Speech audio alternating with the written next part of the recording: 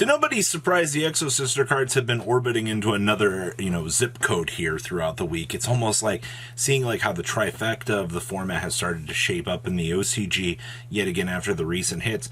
How this is adjusting. By the way, we're going to do later on in July, we're going to take a look at early Splight format so we can help some players here see some of those early tournament results that they might have missed so that you guys can adjust and get ready for early Splight. But that's going to be for July.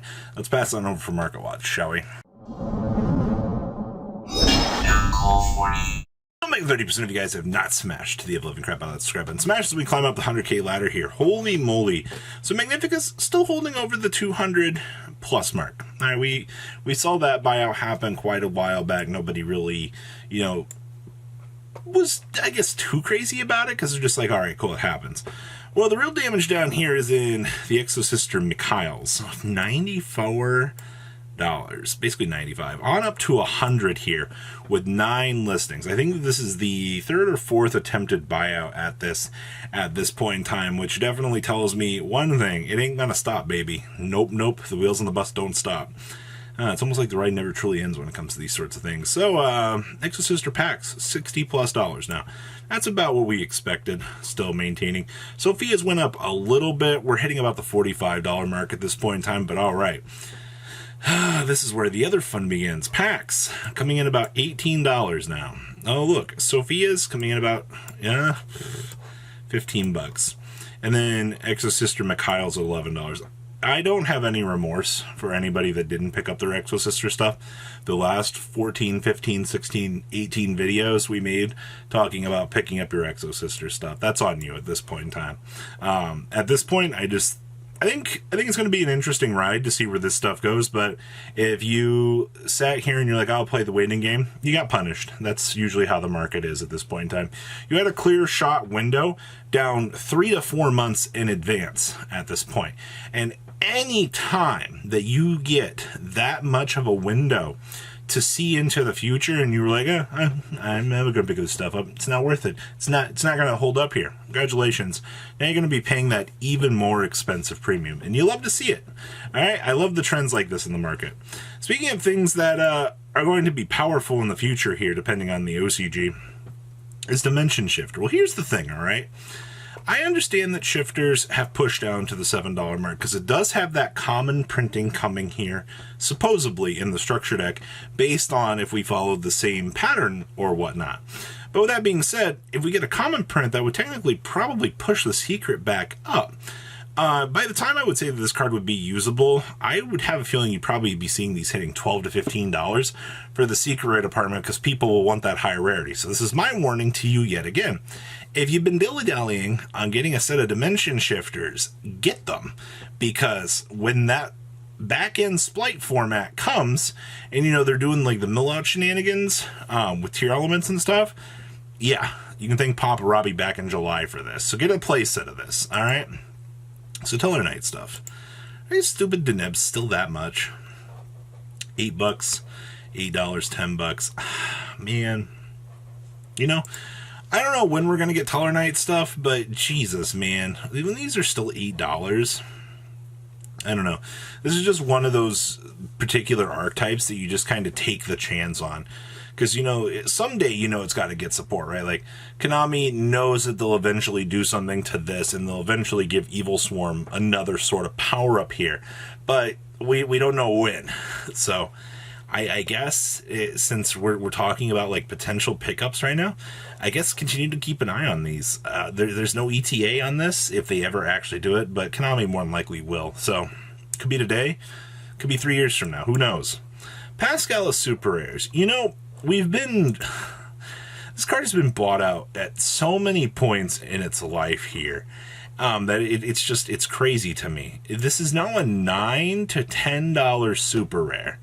I understand that like core super rares don't have like tremendous value anymore, but this is ridiculous. The fact that somebody actually paid $11 for 2 Super Pascals instead of playing the rares is absolutely amazing to me. You can tell that there's a dedicated player base out here for this sort of stuff. Amazing. All right, the Great Bubble Reef. There's a common down here for 15 cents. And then, of course, there's always going to be the people that want the higher rarity. Those supers jumped. Holy crap. You're basically looking at $3-ish per copy of these. Once again, that's not terrible in the grand scheme of the market, I guess. You know, it's just a couple dollars increase, but man, Pascalis being that much more money just for a holo printing, it's not even a secret rare. And then this is just a super. I understand, like, you'll probably want your one-of extra deck card that you might go into every other game to be holo and look nice, but that's a big one. Totally awesome. Yes, I know that Japan banned this. Yes, I've had discussions with people talking about, well, William Colforney, what if they banned Totally Awesome ahead of things? They could. Wouldn't be the first time the OCG's done something left field like that. They're so scared of, you know, what Splice format could do. Yeah, they could ban Toad. Sure. All right. At this point in time, I don't know. I'm just going to make the same routine, you know, walkthrough on this card and tell you the same thing. Yeah, Totally Awesome is really good in Splice. Oh, yeah, it's amazing. Are you planning on playing Splice? Yeah, you might want to make sure you have these, because the minute that Splice touches down, if it doesn't get hit, back to the moon. I don't know how much higher this card can actually go. I would be actually laughing if we saw Secret Toads hit $60. I guess it's not totally impossible. Pun intended there. It's not impossible. I think it's very unlikely, but I don't know how much of the current price will hold versus then, is what I'm trying to say. I'm very intrigued with that thought. Let's see here. Nordens. You know, we look at this card quite a lot. I don't think this card will ever come back, even though Instant Fusion's at 1. Because this card is like the best Super Poly target ever. Synchro or Exceed plus a Synchro or Exceed. Okay, yeah. Amazing Super Poly target. You make it and you literally get a free Monster Reborn out of it. Sure, man. Free real estate. But yeah, these are pretty cheap. Still dollars. Someday. Ulti Constructs. Did these actually spin down? I see that Unlimbs are back to 55. Mod Play for 47. Near mints for 50s.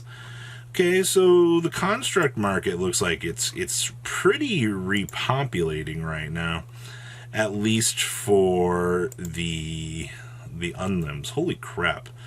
5 pages in. Okay, so yeah, first bids are back down to about $70-ish. I would say that that's pretty good. If you're somebody out here that's been debating on, I guess, wanting should all stuff, there's no real application that construct will come up and play right now, but yeah.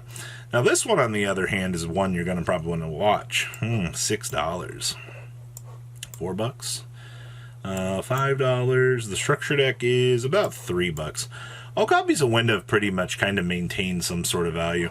I do know what was it, a couple weeks back? Maybe it was a month or so back. You guys remember the Shadows of Valhalla? One of these was bought out, and we were all just like, what is going on here? Like, what is the purpose of just seeing this particular rarity wiped off the market? Well, good news is they've repopulated. Bad news is to pick up a copy of Winda, even the structure deck copy is money.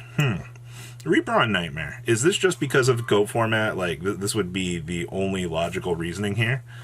God, super rares are... Hello? All damaged. You get one light play here for $5. Okay. $6.75. Sure. Are these actually like $10? No, more light plays. Hello? Actually, these 2 cheap copies and you go up to $10. That's a little bit horrifying. Just for an old Instant Fusion target. And, of course, Metamorphosis target. Woobers. Secret Rares are now $16 on a Loober. How the mighty have... Wow. I remember the $120 days, don't you? Those were the good old days. $16 now. Thank you, reprints. You do fantastic work for the game. Next up is the Raigeki situation. Now, there are 3 Raigekis that I guess you can argue with being the higher rarity. The Altis are 150s right now. Now, there's also the Retro Pack Raigekis, which you light play for $75, which is actually really good. Holy crap, 99, 110 for Italian, sure. There's like no near mints on the market. Okay. Well, the next question you got to ask yourself here is, One of the Raigeki is spinning out of control. It's the DB1.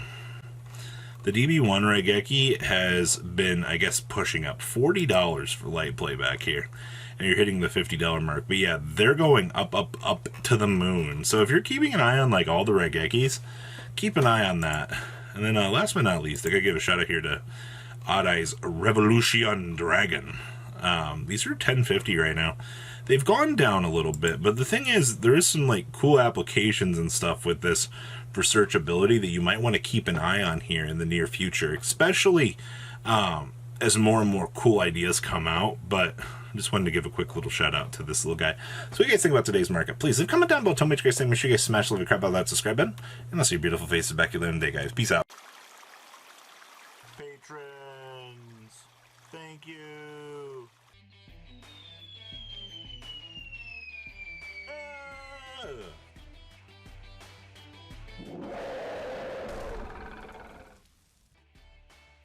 Thank you so much for watching. Check out these other videos.